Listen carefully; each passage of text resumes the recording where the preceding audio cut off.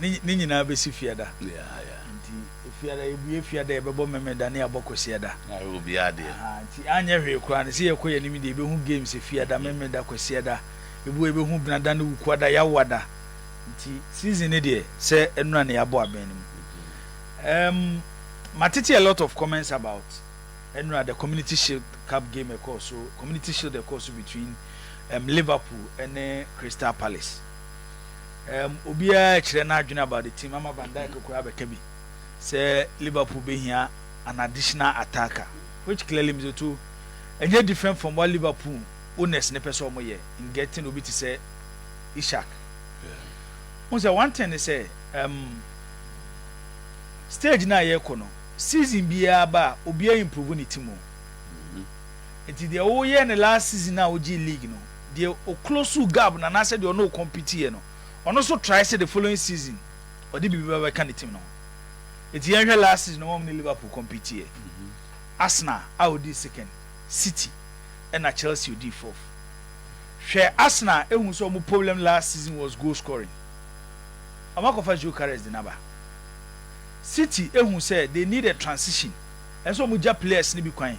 Ebi mu wo ho a aside age say player we need trophies one club no do stage biam to only the energy and the appetite to compete again. To say Kevin De Bruyne, who to me in the history of Manchester City be your greatest player. It's yenya na kwan no nko. And the City di players be no mo dia ba. Liverpool problem no nye players o mato mo. But the kwan and the slot be fast was set up ni team no. So to no na di problem be ba. And now we share game ni carefully and me be see a conclusion on the Liverpool team e be gina Community Shield no. Because traditionally Community Shield no e competition mo kra agye no. So to amount 10 win Premier League no. I'm say recently City and Manchester United of 2011 under Sir Alex Ferguson. And omoje Community Shield omoto asoko win the Premier League. Enti enye trophy abetimi agina so one to judge a player, especially player bi oye foforo about Premier League. Two to judge a team. My represent no Liverpool game no mo boy no. So to me ji two say Liverpool or more areas say so mo fix. And last week me kan say to say Liverpool defense. Van Dijk na no what 29 30 31. Liverpool supporter bia function the team say unya sa Van Dijk na 34. He might show leadership qualities at the back. Obe kire say ball no wa ball experience. By team no kwan person of so ball. And be kire say Van Dijk age na o ko no to betimi aboa na so ntimi moa. Ye show Liverpool team na nura no.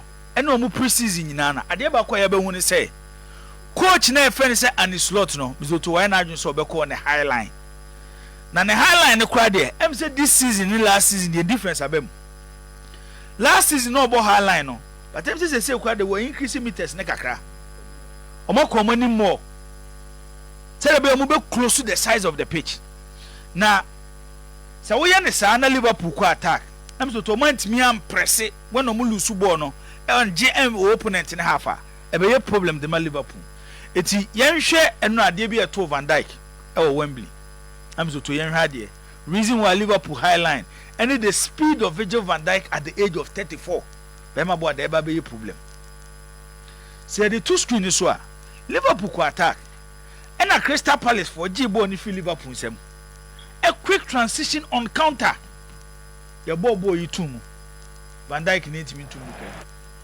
so to enie ni abobo na tum no enti hwe eno na Van Dijk na afi de abobo na tum no wote oye suspect and the same no develop ye de panel no asa committee penalty no enti in the high line especially mizoto say Liverpool enya based on how ama increase o meters na omo enya a top defensive midfielder a obetimi a sense danger obe close space a this a coach ni twin defense ni ko akiri kakra anya se be problem ma Liverpool attack the omo ni problem already mizoto omo wo Mo Salah our guarantee goals and ono de anya one season Mo Salah are consistent since or enter into the Premier League with Liverpool it is all kitike edene ba na mezoto otimi guarantee goals a any different from Darwin Nunes wo ho any different from the Diego Jota no tiase because Liverpool goals is centered around Mo Salah. But the problem is their defense and how a coach can organize their defense. And your individual qualities by the organization of the Liverpool defense and the big problem this season. The area no game no they actually say you right Liverpool off someone to defend the Premier League title. No. But science ni be a show last season. I be can one say Liverpool person mo call on an aggressive highliner. They will need fast center backs. And one player be a suspect, a 34-year-old Virgil van Dijk. Say omo no mo ye omo djuma. E berechi eze no. Zutu monko tweska na Crystal Palace for no. Na monko fa no. Monko tweska na ma no. Unim when you have a player with me bomb multiple positions. So what shall Arsenal team now? Time azake kasa wo kan ba bi omo chances free ni Jokeres di ni ti bom ni nyina na. Ni nyina na if the right side of Arsenal attack. Ba bi Bukayo Saka e wo no. Eti akire say Arsenal biggest weapon when omo ko attack e Bukayo Saka. Say teams overload or that area how block Bukayo Saka, it becomes a problem for Arsenal. Eti Arsenal ebe here another player attacking wise whether or creative and I'm so to goes. Onimie Martinelli a runner. Ne strength a 1v1. Creativity a form. Madueke a an expert in 1v1 situation. It will ask an Ebelba na Umusadiano. Creativity or form. Ufa even Martin Odegaard. Odegaard is turning more into a game controller than an attacking midfielder or more decisive passes to open up defense. It is only Arsenal. Now, Obomodia Kostopu Bukayo Saka. So we didn't pay me Nujina Swa. Zoto na be problem de Arsenal.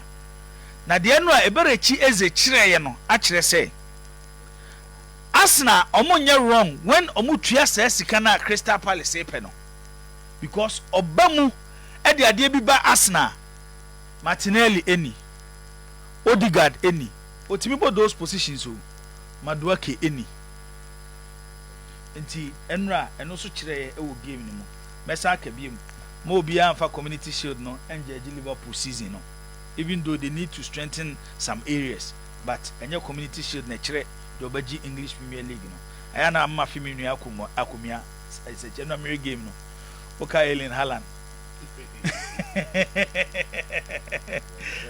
so welcome to the Premier League you na Haaland ajugo okay so to anope meraho pa say anope na meraho pa so we do nim say me boy e sha say me di boy achi kotoko na me ko Italian football na ma follow Italian football for so many years and obi a wado Italian football bia untimi nya fan of the Italian football to when I started with Italian football from like 2010 2011 2012 ABC 2025 and no nye peak period of Italian football. The peak period of Italian football is to the 80s, early 90s, early 2000s. And Adiaba Kwane my Italian football and say Zoto, it was the only league in Europe.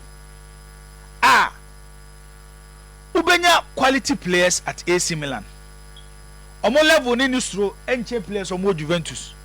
Juventus dia no enistro enche players omo Inter Milan. Uye no kwesi nchen a Diego Maradona eba Italy no Zoto Napoli no beboye. Or the Napoli G Serie A. Lazio and Sergio Granotti as their president. We players are no motor. They were buying the Christian Vieris, the Hernan Crespos, the Juan Sebastian Veron, those players. Parma and the Parmalat. The signings they were making. It's when you put those clubs plus AS Roma, players are no motor Fiorentina more, but it's still Henry Costa were playing for Fiorentina those years. Some players in Sabreno, so what time we do Premier League in straight Premier League best players. And open na me say making kan nyoma me kote say Giovanni Leoni. Sa young boy na we pipa ma center back no. Last season no just 17 Serie games. But obi a wahwe ne biam to unhia so obehwe ne mienu miensa. Unhia so obehwe ne mienu miensa. Recently, Makase, the closest to great Italian defenders Oma produce Bastoni. By this 18-year-old, Emma signs of a great center back, and club will be able to spend on him. So you are buying a center back, I'll be guaranteed top level football the next 18 years. 18 plus 18 miles, say 36. You go Italian defenders even when they are aging. So to honor who's more born a coso. It's a bomb of war. 8 me almost said the music can corner home baby tea palmer for action price. No, say, hey, Nadia Nessie. So this is Italy's most promising center back. Bomb off and Nebefano. And as some Kesiesi. Ese Siriano, Zutomo to Omunyomayi. Sika Premier League ni Mekino. And they ama club to say bomb off. Zuto. Omon Feria de say. Omobetimi atam sika. This is a player. He's been linked to Milan, Inter Milan, and Juventus. Liverpool kura peno. Palmer for so mo pay 40 million euro. Bomb of so mo are ready to pay 40 million euro. Red flag, Syria.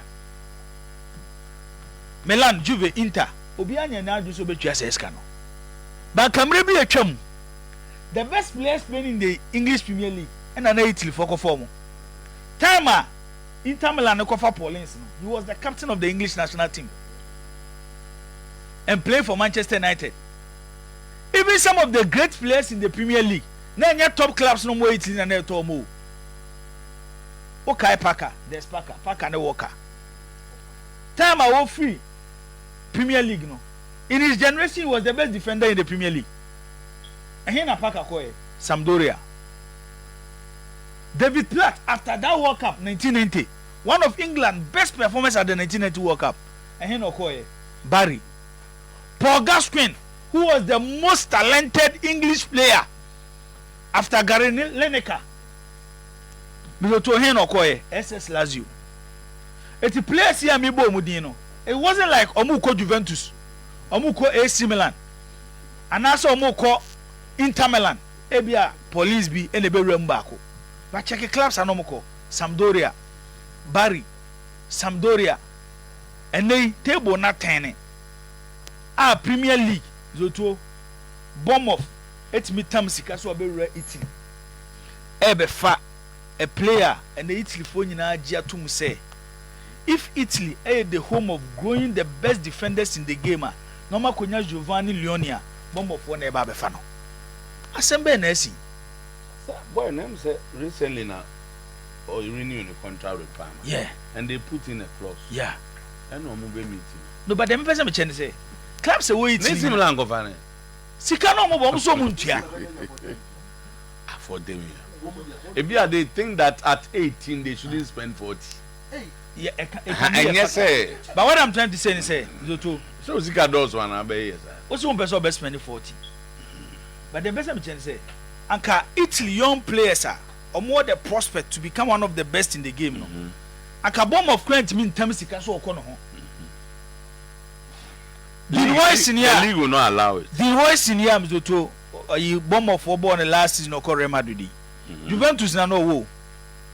Liverpool they 35 million euro. Yeah. Which is 30.3 million pounds. Yeah. And they rejected it. And he almost 40 million. So on say Saturday which is 34.8 million. And I'm Milan Tom Malik Tiao. And then my Newcastle at 35 million pounds. And I'm Milan making an attempt. Palmer insisted say and you're 40 now, they will not negotiate. It's a Milan akofa Connie Winter from Genoa at 20 million euros. Now what doing at 34? The for 80 you can play for another 10 years. And only baby a problem no one. And I make us too. The issue is every terms of payment Palmer the amount you cannot meet. Yeah. Okay, yate as 40 million no should be here. By first payment should be 30 million. So that 30 million. Also what you feel Newcastle for. So first payment should be 30. Maybe scan so called if you Newcastle no. O peso di bi so kokko she kopo bi be run me for no baby. Nyanza. So tell me just it is idea way idea ha me. And it's becoming Senka Liverpool bi na e be fa na can ha me. Yeah.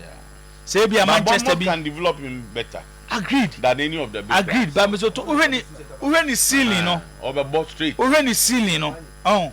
Baby a hunu so wo kona. It is a kanenanka club ya so free Premier League. Now Manchester money imokraba next money the pay no munku. But the interest of Italy should be the development of the boy. What do you call Liverpool ko century? But you call Bournemouth ko both straight. But so bab or Italy me to be develop better than so free Italy. Italy from best camera. Ama Syrian to it's a red flag. They need to find another means. As more rebranded the league, you know, because bomb of. Reverend.